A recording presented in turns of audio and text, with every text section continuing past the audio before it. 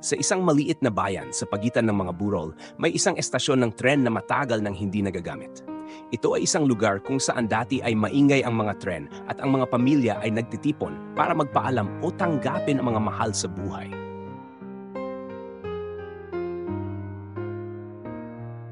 Sa maraming kwento ng estasyon, isa ang namutawi, isang kwento ng pag-ibig, pagkawala at pagsisisi. Sina Eleanor at James ay lumaki sa bayan na ito. Sila ay magkaibigan noong bata pa, na kalaunan ay naging magkasintahan. Ang kanilang buhay ay parang mga riles ng tren na magkadikit at nangangarap silang magkasama sa hinaharap.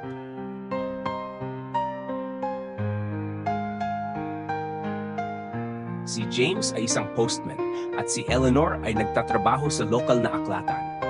Pinlano nila ang kanilang buhay ng maayos. Isang maliit na bahay sa labas ng bayan, isang maliit na hardin at mga anak na naglalaro. Sila ay hindi mapaghihiwalay at ang kanilang puso ay magkasama. Isang malamig na araw ng taglagas nang ang mga dahon ay pula at ginto, nakatanggap si James ng alok na magtrabaho sa malaking lungsod. Ito ay isang napakagandang pagkakataon para sa kanyang karera, ngunit nangangahulugan ito ng paglisan sa maliit na bayan at sa kanyang mahal na si Eleanor. Alam nilang ito ay pagkakataong hindi niya maaring palampasin, ngunit ang pag-iwan ay napakahirap. Pangako nila sa isa't isa na gagawin nila ang lahat upang magtagumpay sa kabila ng distansya. Sinabi ni James kay Eleanor na babalik siya tuwing katapusan ng linggo at mag-uusap sila gabi-gabi. Magpapadala sila ng mga liham at regalo upang ipaalala sa kanilang sarili ang kanilang pag-ibig. Sa araw ng kanyang pag-alis, si Eleanor ay nasa estasyon ng tren, hawak ang maliit na pulang scarf na inihabi ni James para sa kanya. Ang tren ay malapit nang dumating at mahigpit niyang hinawakan ang scarf upang mapanatili ang kanyang emosyon. Dumating si James na may dala-dalang maleta na tila parehong nasasabik at nalulungkot. Hinalikan niya si Eleanor at bumulong ng mga pangako. Babalik ako sa lalong madaling panahon, sabi niya. Magkakaroon tayo ng buhay na pinapangarap natin. Pumayag si Eleanor. Ang mga luha ay kumikislap sa kanyang mga mata. Pinanood niya habang sumasakay si James sa tren at sa isang huling alon, siya ay nawala sa paningin. Ang tunog ng tren ay narinig at naramdaman ni Eleanor na parang bahagi ng kanyang puso ay umalis kasama nito. Ang mga unang linggo ay mahirap. Tinupad nila ang kanilang mga pangako, nagsusulat ng mga liham at nagtatawag sa telepono. Naghintay si Eleanor sa katapusan ng linggo na may pag-asa, sabik na naghihintay sa pagdating ni James. Ngunit habang lumilipas ang oras, ang pagbisita ay naging bihira. Ang trabaho ni James ay nagiging mas abala kaysa sa inaasahan niya. Madalang na siyang tumatawag at ang mga liham ay naging paminsan-minsan. Isang malamig na taglamig, nakatanggap si Eleanor ng liham na nagwasak sa kanyang puso. Sinabi ni James na nakilala niya ang ibang tao sa lungsod. Siya ay nahulog sa pag-ibig sa bagong tao at hindi na niya kayang ipagpatuloy ang kanilang relasyon.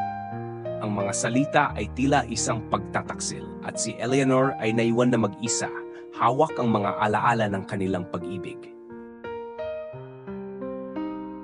Ang mga araw ay naging buwan at ang estasyon na dati ay puno ng pag-asa ay ngayon ay puno ng kalungkutan ni Eleanor. Ang maliit na pulang scarf ay nakapatong sa kanyang drawer, isang simbolo ng pag-ibig na namatay. Hindi nagtagal ang relasyon ni James sa bagong tao. Ang buhay sa lungsod ay hindi kasing saya ng inaasahan niya. Madalas niyang naiisip si Eleanor at ang buhay na maaaring kanilang tinamasa.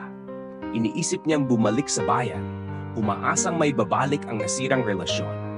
Paglipas ng mga taon, ang maliit na bayan ay nagbago.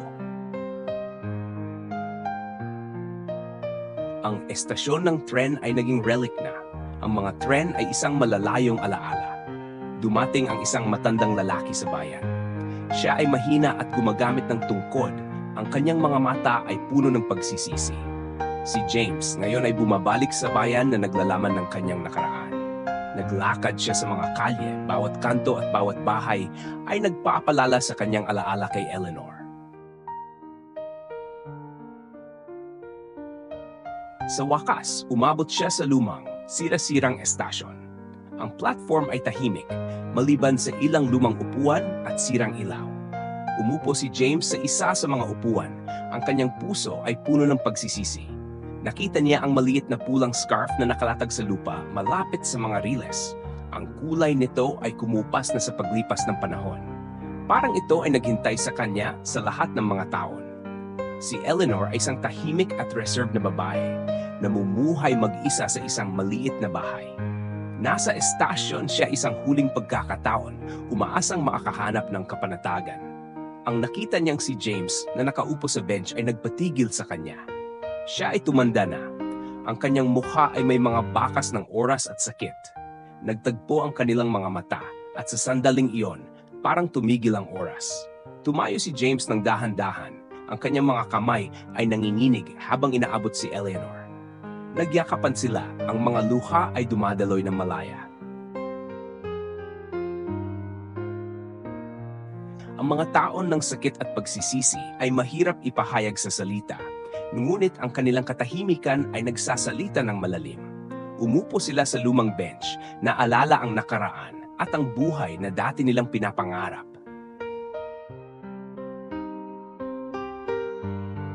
Humingi ng tawad si James sa kanyang pagtataksil at pinatawad siya ni Eleanor kahit na ang sakit ay hindi nawala. Alam nilang ang kanilang oras na magkasama ay lumipas na, ngunit sa sandaling iyon, natagpuan nila ang kaunting kapayapaan. Habang ang araw ay lumulubog sa tahimik na estasyon, naghiwalay na muli sina James at Eleanor. Aalis si James sa bayan, na alam na natagpuan niya ang kapanatagan, habang si Eleanor ay magpapatuloy sa kanyang buhay na may mapait na alaala ng kung ano ang maaring nangyari. Ang estasyon, ngayon ay tahimik at nalulungkot, ay nagsisilbing patunay ng kanilang pag-ibig at pagkawala. Isang lugar kung saan ang mga echo ng kanilang nakaraan ay patuloy na nananatili sa mga lumang riles.